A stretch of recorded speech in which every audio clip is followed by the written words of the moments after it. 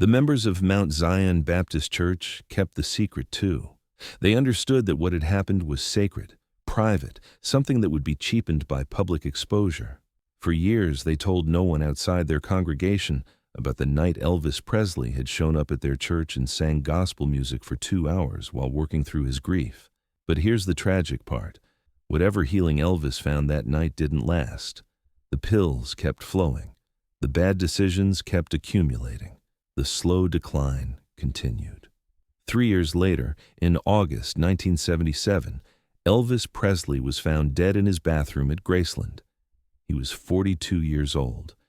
When news of his death reached Mount Zion Baptist Church, the congregation gathered for a special prayer service.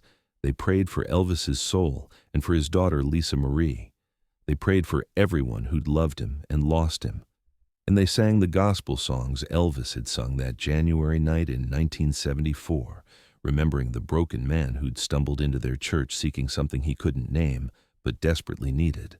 Reverend Washington spoke at that memorial service, and his words were later shared with a local reporter who'd heard rumors about Elvis's visit. Elvis Presley came to us in his darkest hour, the Reverend said, and for one night he found peace. He found his mother's love. He found God's grace. He reconnected with the boy who'd sung gospel in small churches before the world knew his name. We like to think that maybe, just maybe, in his final moments, he remembered that night. Remembered that he wasn't alone. Remembered that he was loved not for what he could do, but for who he was. Remembered that his mama's love was still with him, surrounding him, calling him home. In the years since Elvis's death, the story of his visit to Mount Zion Baptist Church has become part of his legend. Some people doubt it happened.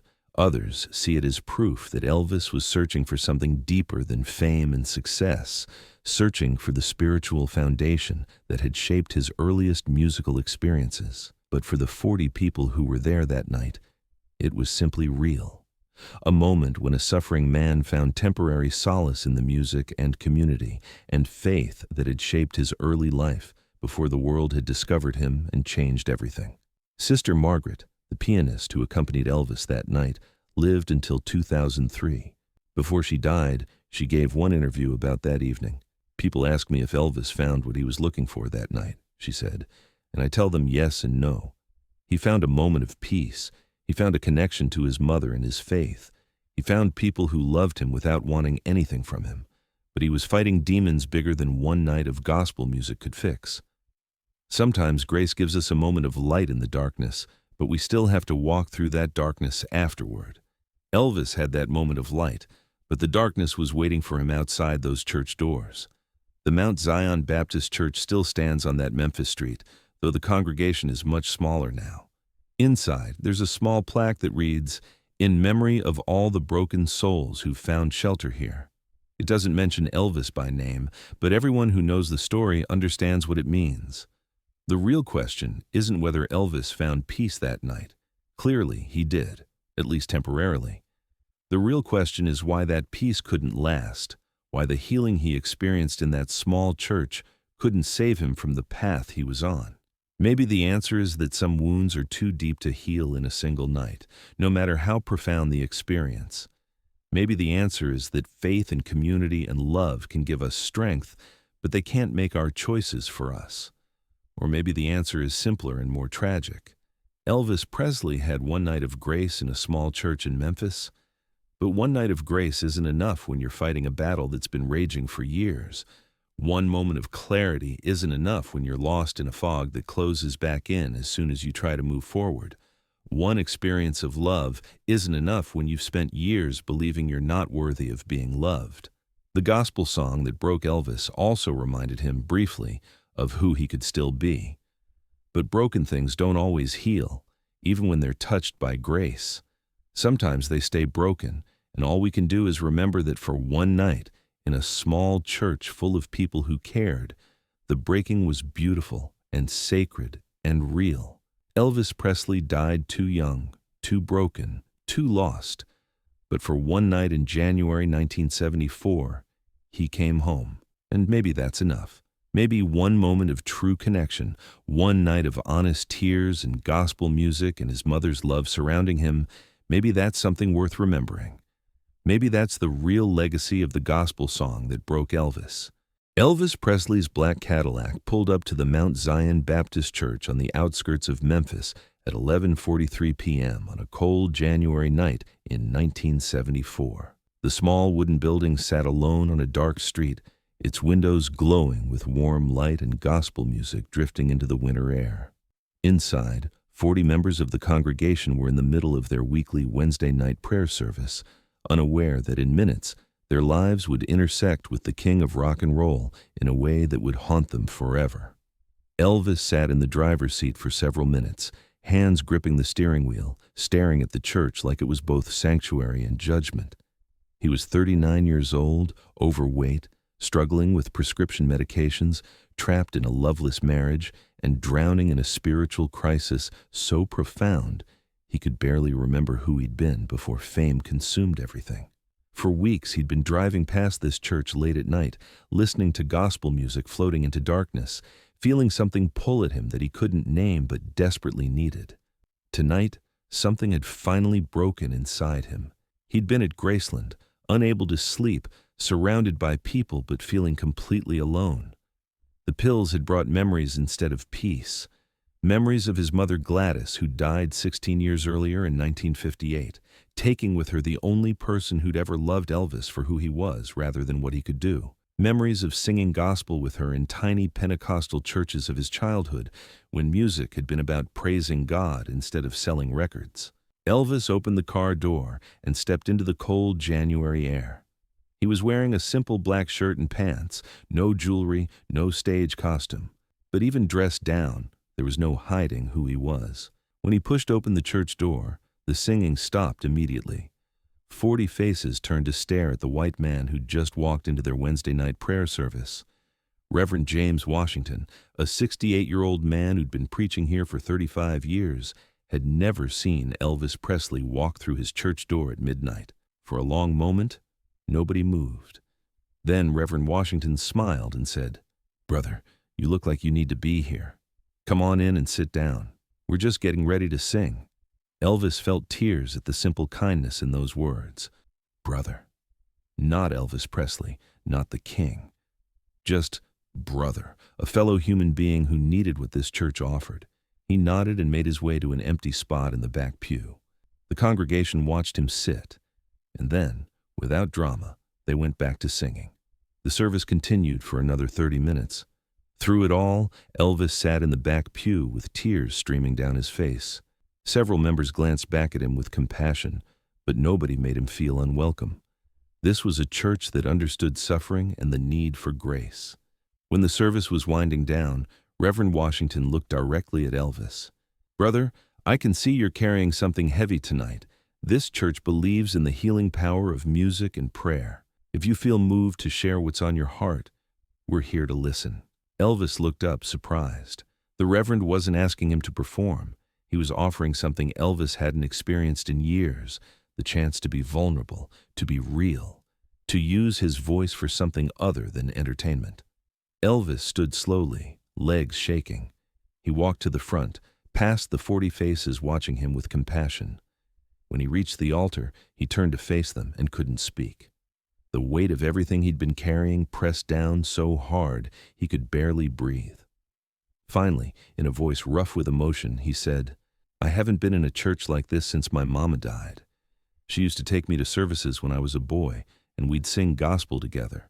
Lately, I've been feeling like I've lost something important, something I can't get back. I don't even know if God hears me anymore." Reverend Washington nodded. "Son, God always hears us. Even when we think we're too far gone, that's when he listens the hardest." Elvis wiped his eyes. "I'd like to sing something, if that's okay. For my mama, for myself." The Reverend gestured to the piano. "Sister Margaret, would you accompany our brother?" An elderly woman moved to the piano.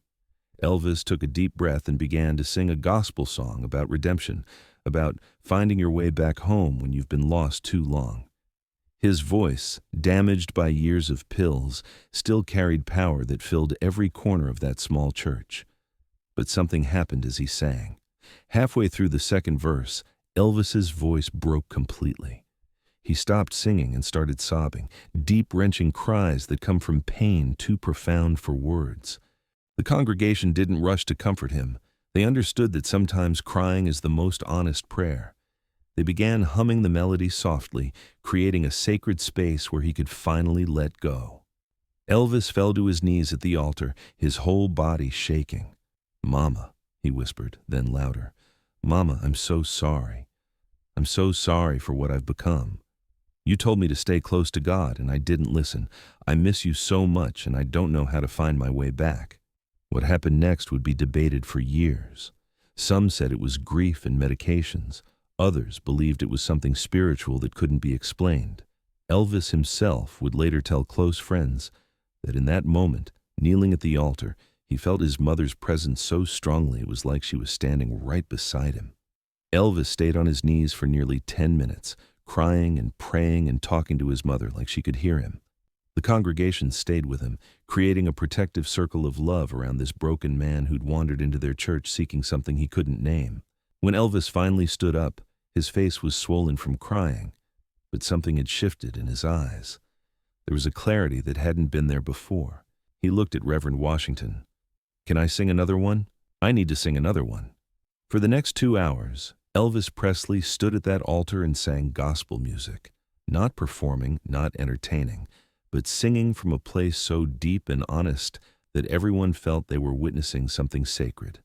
He sang songs his mother had taught him. He sang through tears and exhaustion, his voice sometimes breaking but always carrying raw emotional power. Between songs, Elvis talked about his mother and missing her, about feeling lost despite being surrounded by people, about the pills and failed marriage, about wanting to find his way back to the person his mother had raised him to be. The congregation listened without judgment. Several came forward to pray with him, to lay hands on his shoulders, to offer comfort. Sister Margaret played piano while others sang harmony, creating a musical tapestry that supported Elvis as he worked through decades of buried pain. Around 2 in the morning, Elvis sang a slow, haunting version of a song about going home. As he sang, something remarkable happened. His voice, which had been rough and damaged, seemed to gain strength and clarity.